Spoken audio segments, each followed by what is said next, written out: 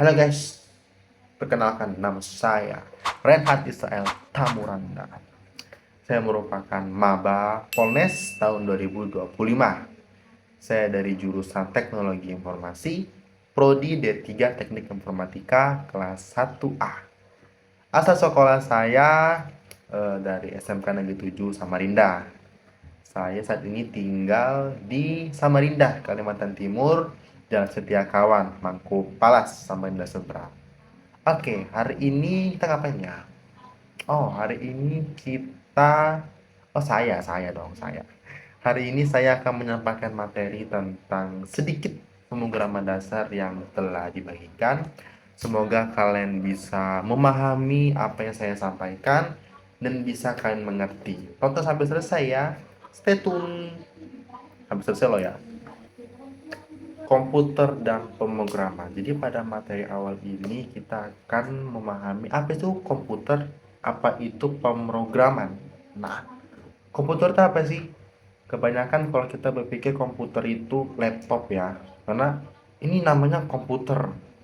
Komputer bisa dibilang komputer, laptop dibilang komputer, kayak semuanya sama. Tapi sebenarnya beda ya. Komputer ya komputer, komputer desktop itu beda lagi. Komputer itu ada jenisnya, handphone, laptop, komputer desktop. Nah, itu jenis komputer. Sedangkan komputer itu adalah mesinnya. Nah, seperti itu guys. Jadi sebelumnya komputer itu apa sih? Komputer itu adalah mesin, suatu mesin yang dapat menyimpan suatu data, baik dalam bentuk angka, teks, gambar, ataupun video. Nah, komputer juga bisa berinteraksi dengan perangkat seperti layar monitor, speaker, printer, dan lain-lainnya. Serta bisa mengeksekusi suatu program, misalnya program ramalan cuaca, ya kayak ada di BMKG. Nah, itu masuk mengeksekusi program dan juga seperti game, web browser, serta masih banyak lainnya. Secara fisik, kita pasti tahu kalau komputer itu harus memiliki spesifikasinya tersendiri. Nah, spesifikasi komputer itu terdiri dari pertama, ada prosesor. Kedua, ada RAM. Ketiga, ada storage atau penyimpanan. Tempat menyimpan data lah istilahnya ya. Terus ada ukuran layar, ya nggak mungkin kan laptop nggak ada ukuran layar kan, begitu laptop kah atau handphone pasti ada ukuran layarnya sendiri. Terus ada FGA, ada konektivitas seperti Bluetooth dan WiFi, serta mempunyai sistem operasi baik itu Windows ataupun MacOS. And then di dalam komputer pasti kita akan belajar ilmu komputer. Nah, ilmu komputer itu merupakan bidang yang mempelajari komputer pastinya ya, dan sistem komputasi, terutama pada perangkat lunak dan sistem perangkat lunak.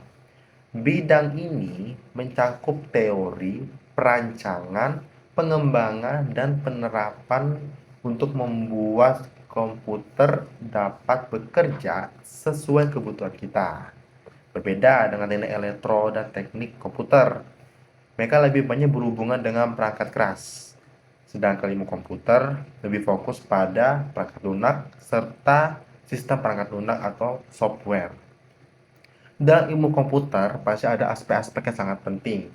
Di antaranya ada AI atau Artificial Intelligence, yaitu membuat sistem yang bisa berpikir dan belajar. Kedua, ada Computer System and Networks. Mereka mempelajari kerja komputer dan koneksinya. Terus ada security atau keamanan, melindungi data dan sistem dari ancaman. Terus ada data science yang mengolah dan menganalisis data. Ada human computer interaction, yaitu membuat komputer mudah digunakan manusia. Karena sangat penting banget untuk kita ya sebagai manusia. Terus ada vision and graphic, yaitu memproses gambar dan membuat grafis pastinya ya sesuai dengan judulnya. Dan juga terakhir ada software engineering, yaitu merancang dan membangun perangkat lunak. Ilmu komputer membantu kita memanfaatkan teknologi untuk bisa memecahkan berbagai masalah yang ada di dunia nyata pastinya ya. Sangat membantu banget tuh. Terus di dalam ilmu komputer itu sangat penting bagi kita untuk mempelajari computational thinking atau berpikir komputasional. Apa sih itu computational thinking? Itu adalah cara berpikir kita untuk memecahkan suatu masalah dengan langkah-langkah yang bisa dimengerti komputer maupun manusia. Dalam computational thinking, ada tiga aspek yang sangat penting. Yang pertama ada decomposition, yaitu memecahkan masalah besar menjadi bagian-bagian yang kecil.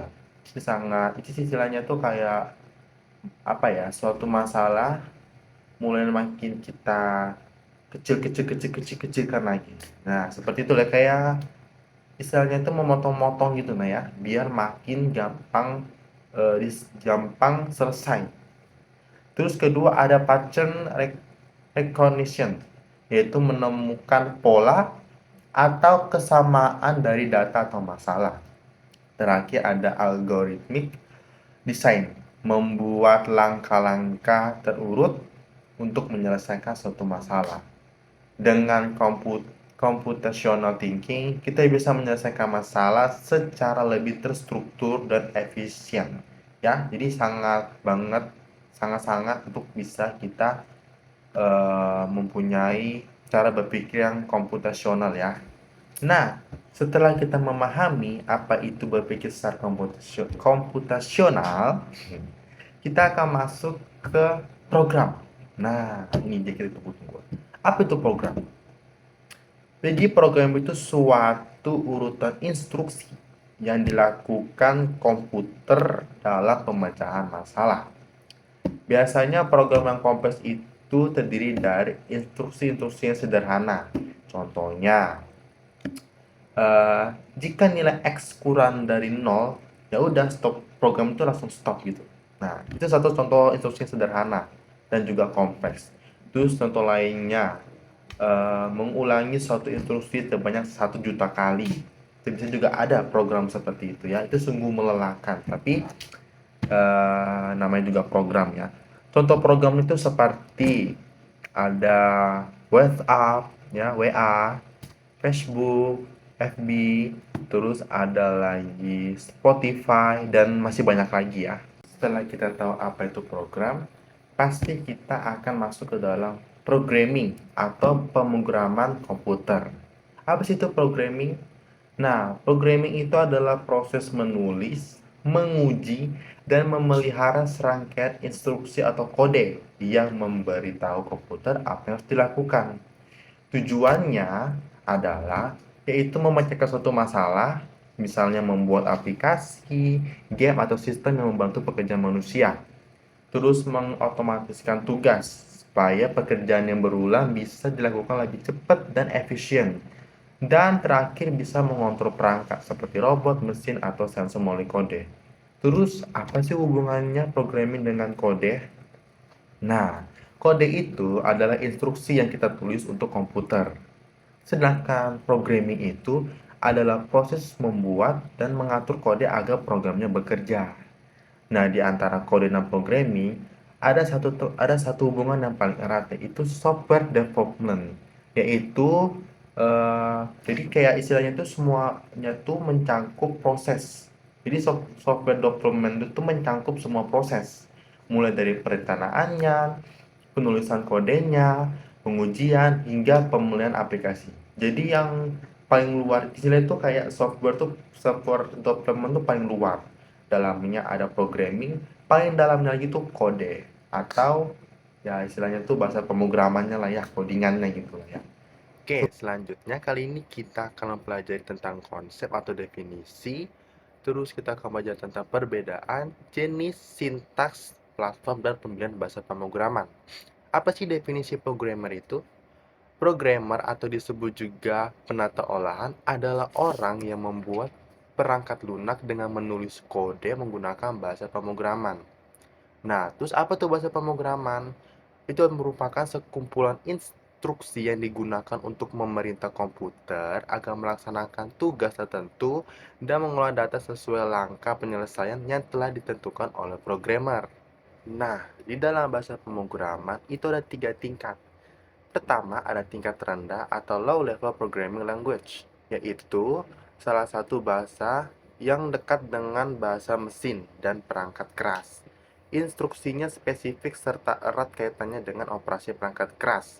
Kedua, ada tingkat bahasa pemrograman tingkat menengah atau intermediate level programming language, yaitu berada di antara bahasa tingkat rendah dan tinggi, menggabungkan fitur dari keduanya. Ketiga, ada tingkat tinggi atau high level programming language, lebih terabstraksi dari bahasa mesin, fokus pada algoritma, logika pemrograman, dan penyelesaian masalah. Contoh jenis bahasa pemrograman. Bahasa pemrograman pengembangan aplikasi berbasis web contohnya ada C++, Python, Ruby, dan lain-lain. Terus ada platform bahasa pemrograman berdasarkan jenis pengembangannya. Di antaranya ada HTML, CSS, PHP, JavaScript, dan lain-lain. Terus secara aplikasi atau mobile contohnya ada Java, Swift, Kotlin, dan lain-lain. Setelah kita tahu-tahu contoh-contoh bahasa pemrograman, selanjutnya kita akan memahami apa sih sintak bahasa pemrograman. Sintaks dalam bahasa pemrograman adalah sebuah aturan yang digunakan untuk menulis kalimat agar mampu dimengerti oleh bahasa pemrograman. Salah satu contohnya yang paling sering kita dengar, Hello World, adalah program sederhana yang digunakan untuk menampilkan pesan ke layar komputer sebagai cara menguji dan memperkenalkan suatu bahasa pemrograman, di mana hampir semua bahasa pemrograman menggunakannya sebagai langkah pembuka saat pertama kali dipelajari. Nah, untuk kita bisa tahu bahasa pemrograman yang kita pilih, ada 5 hal yang perlu kita tahu. Pertama, kebutuhan proyek. Ya, kalau kita ingin memilih bahasa pemrograman, kita harus tahu kebutuhannya apa. Kedua, performa dan efisiensi. Ketiga, komunitas dan dukungan. Keempat, multi-platform. Kelima, tren dan masa depan.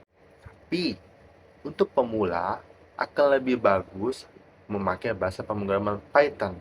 Kenapa memilih Python? Karena pertama, sintaksnya mudah dipahami dan cocok untuk pemula. Kedua, multi-platformnya dan portable. Ketiga, modul berlimpah dan open source. Keempat, komunitas besar. Kelima, mendukung pemrograman OOP.